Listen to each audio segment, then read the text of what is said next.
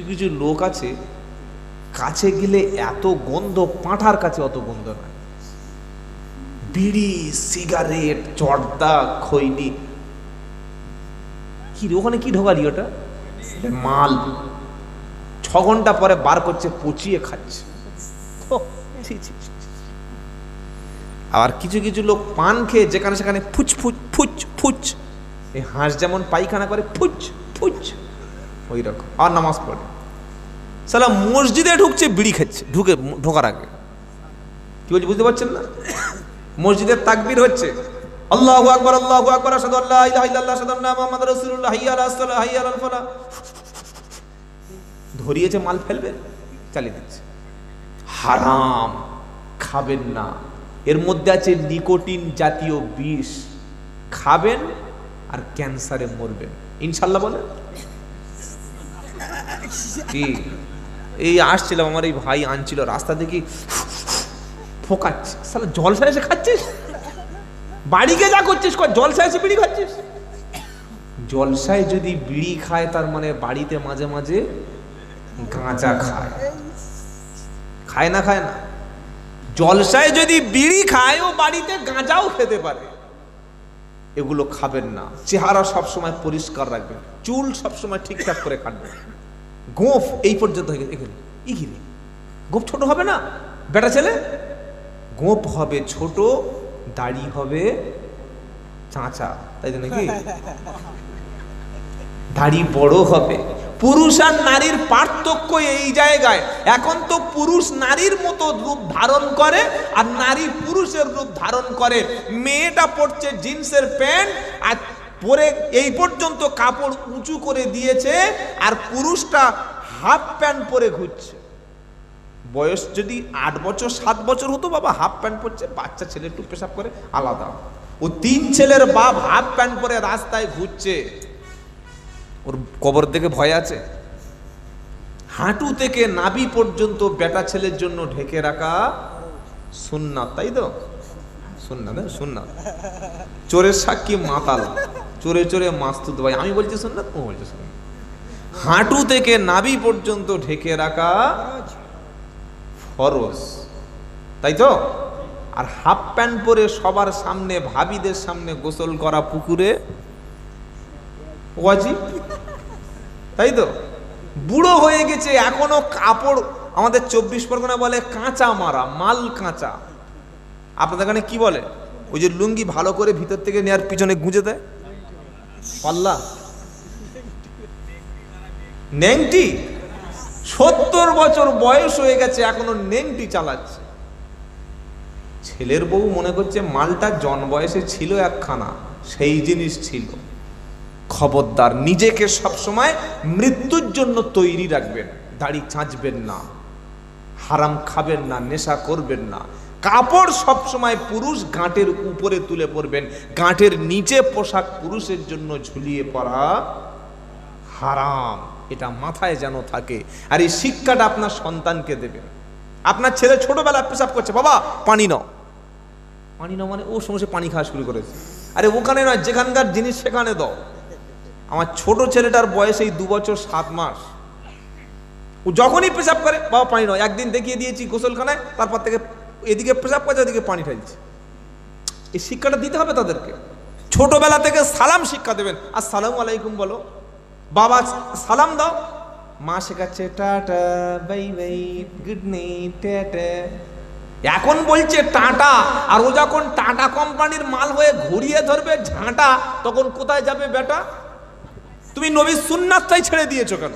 তুমি সালাম শিক্ষা দাওনি কেন? তুমি গুড মর্নিং কোথায় পেলে? তুমি গুড আফটারনুনটা কোথায় পেলে? তুমি খ্রিস্টানদের কালচারটা কোথায় পেলে? বাচ্চাকে সালাম শিক্ষা দেবেন।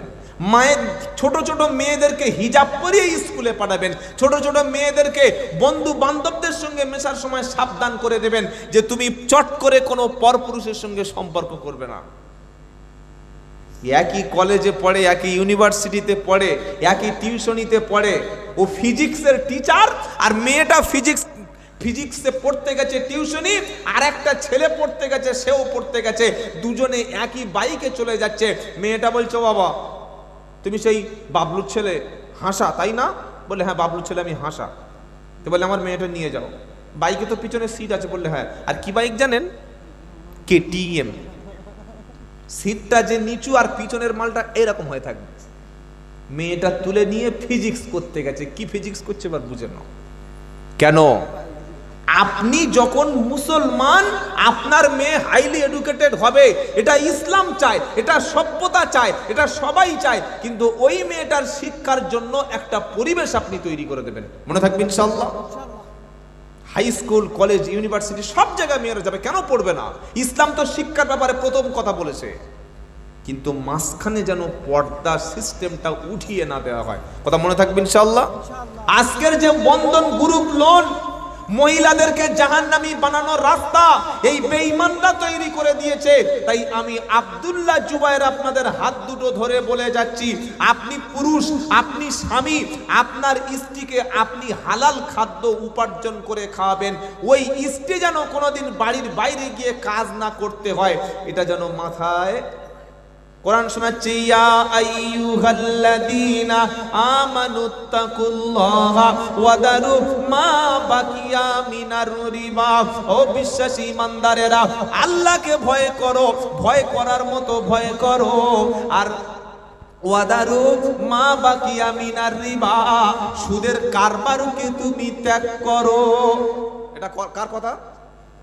সুদ তুমি বাদ দাও, সুদের সঙ্গে লেনদেন তুমি ছেড়ে দাও। ইন কুনতুম মুমিনিন, যদি তুমি নিজেকে মুমিন বলে দাবি করো, যদি তুমি বলো আমি ইমানদার, যদি তুমি বলো আমি ঈমান নিয়ে মরতে চাই, আল্লাহর জান্নাতে যেতে চাই, তাহলে সুদ তুমি ত্যাগ করো। ফা ইল্লাম তাফআলু, সুদ যদি তুমি না ছাড়ো, সুদের কারবার যদি তুমি না ত্যাগ করো, কোরআন শোনাচ্ছে ফাআদানু বিহারবিন মিনাল্লাহি ওয়া রাসূলিহি। যারা সুদখোর, সুদের মাল যারা খায়, মহিলা সমিতির সঙ্গে, গ্রুপ লোনের সঙ্গে নাম লিখিয়েছে যারা, কোরআন শুনিয়ে দিচ্ছে আমি আল্লাহ বলছি সুদ ত্যাগ করো।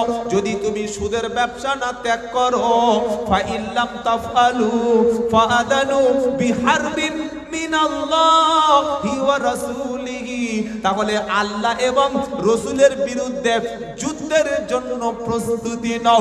মুসলমানের ছেলে, সুদের ব্যবসা করা মানে হলো, সুদের সঙ্গে যুক্ত হয়ে যাওয়া মানে হলো আল্লাহ এবং রাসূলের বিরুদ্ধে ডাইরেক্ট যুদ্ধে নেমে যাওয়া। এটা কোরআনের সূরা বাকারার 278 নম্বর আয়াতে। এবার নবী সাল্লাল্লাহু আলাইহি সাল্লামের হাদিস একটা শুনি। আমার নবী সাল্লাল্লাহু আলাইহি সাল্লাম বলেন, সুদের 70টা পাপ আছে, সবচাইতে ছোট পাপ হলো নিজের মাকে বিয়ে করা। এর চাইতে কোনো নিচে কোনো মানুষ নামতে পারে? নিজের মাকে বিয়ে করে তার সঙ্গে থাকা, এর চাইতে কোনো খারাপ কাজ আর পৃথিবীতে আছে? এটাই সুদের ছোট পাপ। আর বড় পাপ আল্লাহ রাসূলের বিরুদ্ধে যুদ্ধ করা।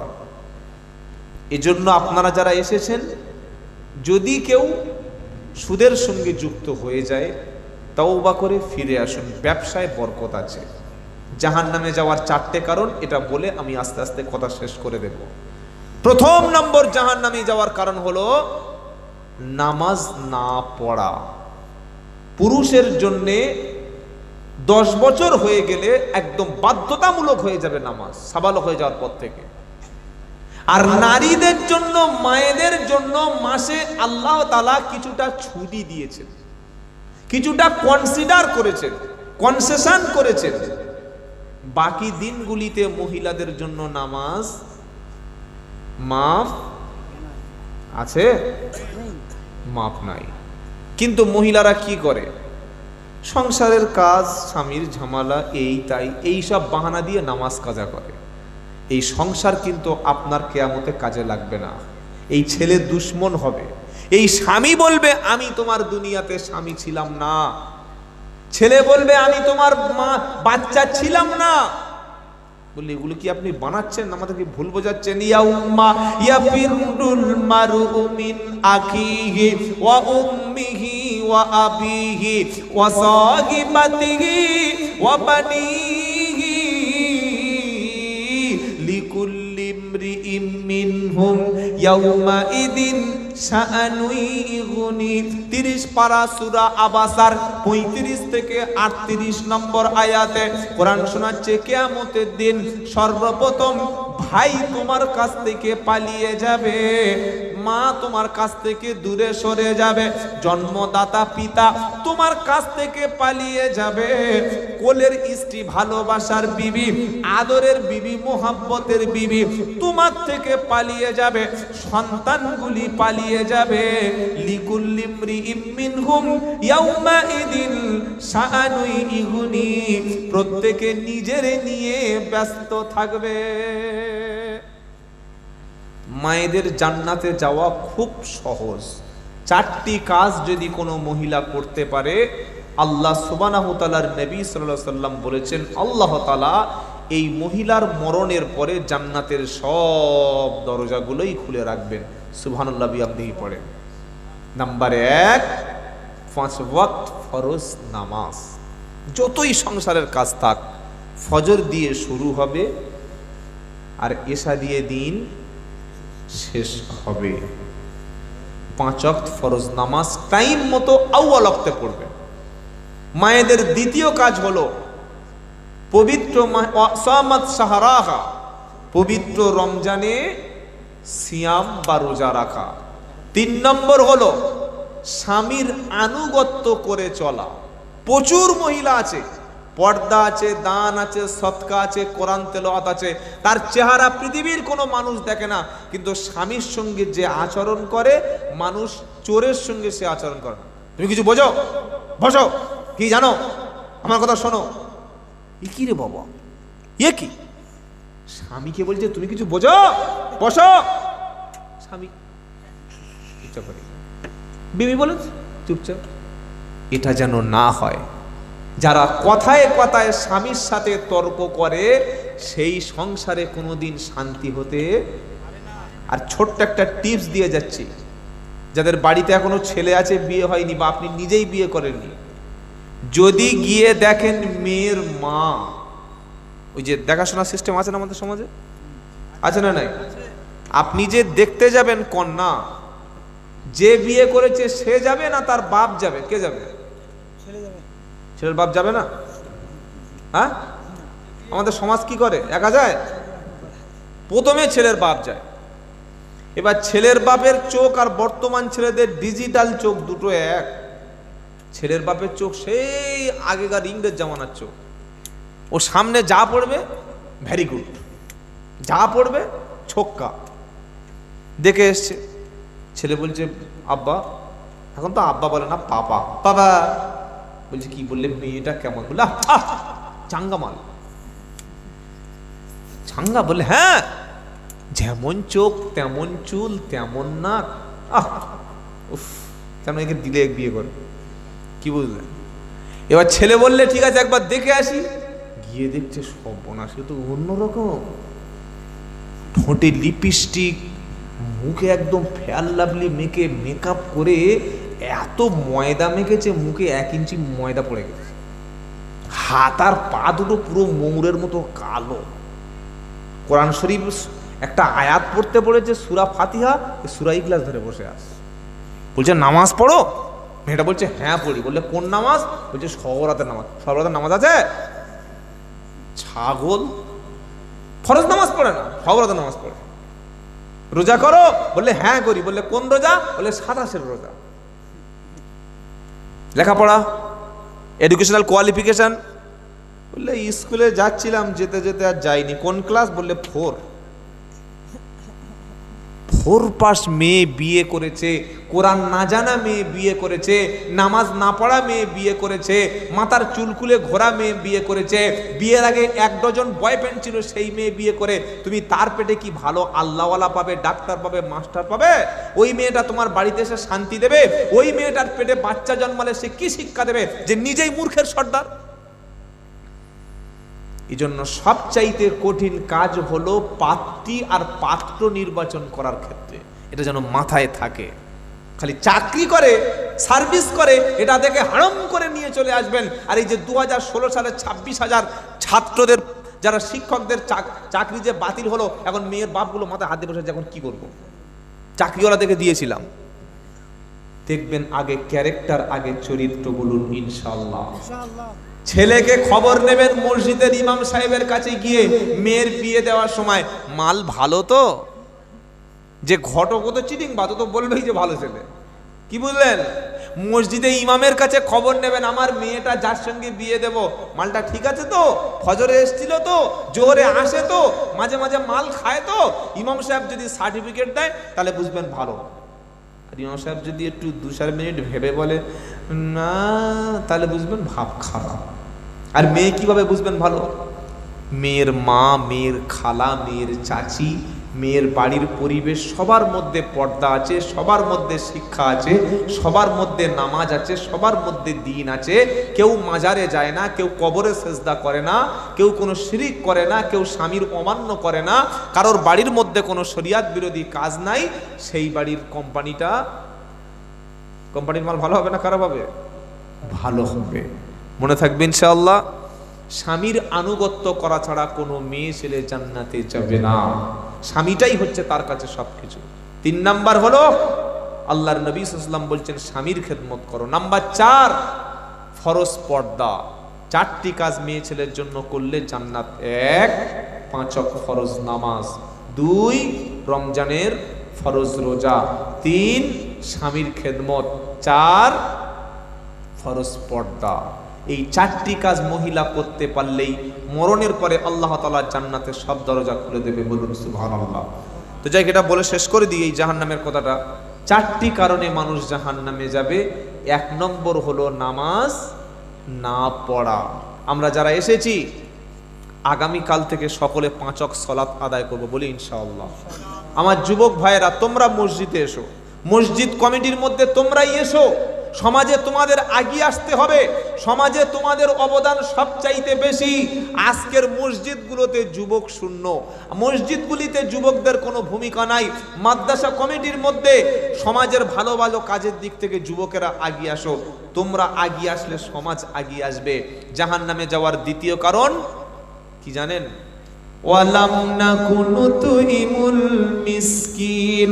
জাহান্নামীরা বলবে আমরা মিসকিনদেরকে খাদ্য যাদের প্রয়োজন, অর্থ যাদের প্রয়োজন, তাদের আমরা খাদ্য খেতে দিতাম না। আমার নবী সাল্লাল্লাহু আলাইহি সাল্লাম বলেন সে ব্যক্তি মুমিন না, সে ব্যক্তি মুমিন না।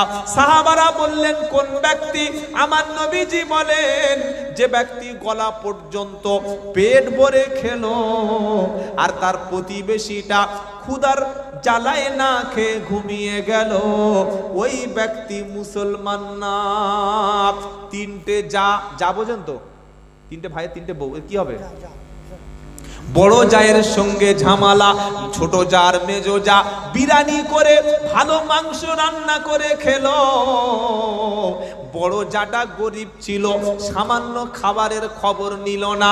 আমার নবী বললে তুমি তো মুসলমানের মধ্যে পড়ো না, তোমার বাড়ির পাশে গরিব আছে, তুমি কোটি টাকার মালিক, তোমার পাশের গরিবটা হিন্দু হতে পারে, খ্রিস্টান হতে পারে, অন্য জাতের হতে পারে। ও যদি ক্ষুধার্ত হয়, ও যদি বিপদে পড়ে, তুমি দেখো না সে কোন ধর্মের কোন জাতের, তুমি তাকে খেতে দাও। ক্ষুধার্তকে যারা খেতে দেবে আমার আল্লাহ কিয়ামতের দিন জান্নাতে তাদের খেতে দেবে। জোরে বলুন সুবহানাল্লাহ। জাহান্নামে যাওয়ার 3 নম্বর কারণ ওয়া কুন্না নাকুদু মাআল খাইদিন। জাহান্নামীরা বলবে আমরা দুনিয়াতে দিনরাত সমালোচনা করতাম, গীবত করতাম, পরনিন্দা। 3টে মেয়ে এক জায়গায় হলে শুধু গীবত, পরচর্চা, পরনিন্দা। 2টো মানুষ একসঙ্গে হলে শুধু মানুষের নামে গীবত করা। কোরআন বলছে ওরা জাহান্নামী ঠিকানা কারা। ওয়াইলুল লিকুল্লি হুমাযাতিল লুমাযা আল্লাযী জামাআ মালাও ওয়া আদদাদা ইয়াহসাবু আন্না মালাহু আখলাদা। যারা সামনে নিন্দা করে, পিছনে নিন্দা করে, আর মাল শুধু জমা করে, আছে না, নিজে খায় না, একটা টাকাও মসজিদে মাদ্রাসা দেয় না, ভালো জামা একটা পর্যন্ত পায় না, খালি জমিয়ে গেছে টাকা জমিয়ে গেছে, কত টাকার হিসাব নাই। আর কি মনে করে ইয়াহসাবু আন্না মালাহু আকলাদা, মাল আমার কাছে চিরস্থায়ী হবে। আল্লাহ বলছেন কাল্লা, বেঁচে থাকতে মাল দিয়ে দাও। দেবো মাদ্রাসা ইনশাআল্লাহ, বললে তবে দেবো নাকি? কি বুঝলেন? জাকাত, ফিতরা, সদকা, দান সব সময় বেশি বেশি করে দান করবেন, আল্লাহ মালে বরকত দেবে। বলুন সুবহানাল্লাহ। জাহান্নামীরা বলবে 3 নম্বর কারণ কি? আর একটা কারণ বলে আমরা বিদায় নেব, সেটা হচ্ছে এই, আমরা গীবত করতাম, পরচর্চা, পরনিন্দা করতাম, সমালোচনা করতাম। গ্রামে একটা মানুষ যদি ভালো ঘর বানায়, এই মুসলমানের সমাজ সমালোচনা করে না? করে না? হে, কি করে এত দামি ঘর করলো রে, কোত্থেকে টাকা পেলো রে, কি ব্যাপার রে? তার সংসারে ঠিক নাক গলাবে না? গলাবে না? আর কারোর বাড়ি যদি একটা সুন্দরী বউ থাকে, পাড়ার ছেলেদের ঘুম হারা, উফ, বাবলু এত সুন্দর বউ কোথায় পেলো রে, কি করে তুমি হলো, কি সর্বনাশ। লোকের নিয়ে চর্চা। কেউ ভালো ব্যবসা করে একটু 2 টাকা ইনকাম করছে, ও শান্তিতে ঘুমোতে দেবে না। এই জাতি, এই বাঙালি জাতি, এদের স্বভাব হচ্ছে লোকের গাছ থেকে টেনে নিচে নামিয়ে দেওয়া। কি বলছি বুঝতে পারছেন না? অন্যান্য জাতির মানুষরা কেউ গরিব থাকলে সবাই তাকে দিয়ে সহযোগিতা করে উপরে তোলে, আর মুসলমানদের স্বভাব কেউ উপরে উঠছে, ওর পিছনে কাঠি মেরে নিচে ফেলে দাও। বুঝতে পারছেন না? এই গীবত, সমালোচনা, পরনন্দা, পরনিন্দা, পরচর্চা থেকে দূরে থাকবেন। বলুন ইনশাআল্লাহ।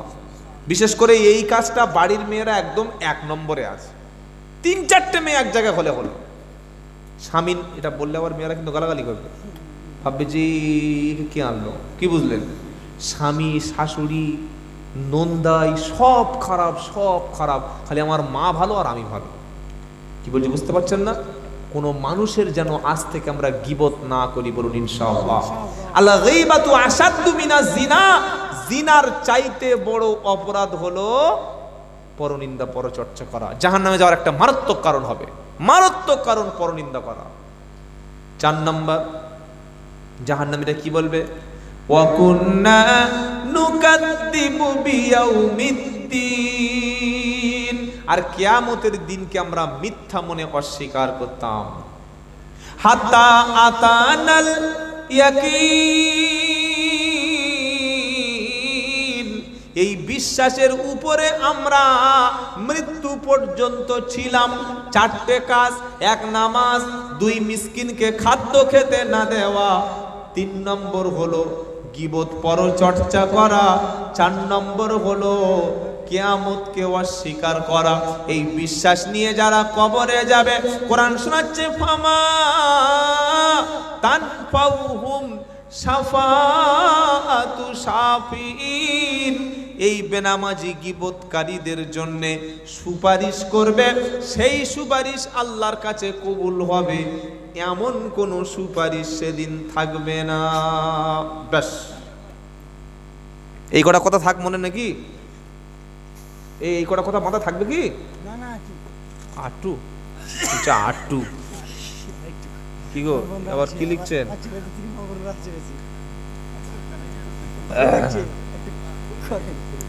এই দেখো বলছে মামুন সাহেব, আমাদের অনুরোধ জলসা ভালো লেগে গেছে। ভালো লাগলে তো বিপদ। কি বুঝলেন?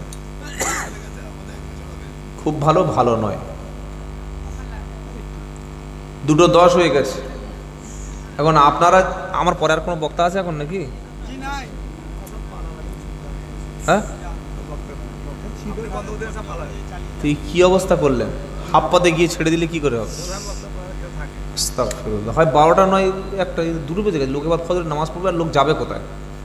যাই হোক, আলোচনার কোনো শেষ নাই। খালি একটা আয়াত বলবো, আর মাদ্রাসার জন্য আপনাদের কাছে ছোট্ট একটা কোরআনের পক্ষে একটা সুন্দর গজল বলবো। কি বলছি বুঝতে পারছেন না? হ্যাঁ, ওটাই শুনবেন নাকি? ওইটা ঠিক আছে। সেটা হলো এই, আমার বক্তব্য যা করার করে দিয়েছি, আর কিছু নয়। সেটা হলো এই, মাদ্রাসা বাঁচলে দিন বাঁচবে।